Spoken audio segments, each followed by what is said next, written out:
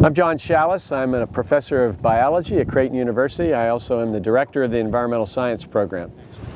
Clearly, the coastal wetlands are threatened by the oil spill, and ourselves, our NOAA Center, and many other scientific groups have quickly gone into almost a crisis mode to begin collecting baseline data. Our aerial imagery that was acquired at Grand Bay is one of the first, maybe the only successful mission for aerial hyperspectral imagery before the oil has hit.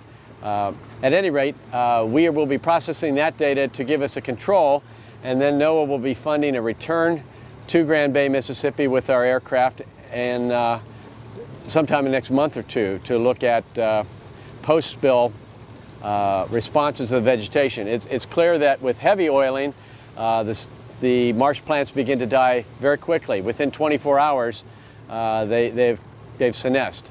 So we expect we'll be able to easily document any heavy acute damage, but probably of most interest will be the long-term damage and what we might see in terms of plant stress that our aerial capabilities with our imagery is quite good at detecting. Our original plan was to have our student class on the Grand Bay Reserve last week helping with a large-scale survey. That was work planned 8 months ago, and we were informed about 2 weeks before that period that the work was canceled, that it was not possible to have outside investigators on the site. The research staff there were too preoccupied with preparations for the spill. So it was a disappointment for certain, especially in that we were successful in getting the aerial imagery. However, we do expect to be able to return at points this summer and put students on the ground. And I actually have several students in this course who have expressed interest in being part of that crew should the opportunity prevail. Conditions don't always cooperate.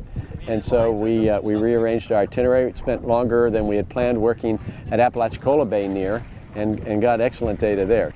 There's certainly apprehension here with the possibility that oil could make it all the way from the northern Gulf of Mexico via the loop current and in training then into the Gulf Stream, and loops that come in on the reefs come right off the Gulf Stream. So it is certainly feasible that oil could make it here and cause damage. There's apprehension in the lower Keys as well as just everywhere we go that hasn't been hit with oil yet, what the economic impacts could be, what the damage to the natural systems could be. The toxins that are in this oil can persist in sediment environments for quite a long time.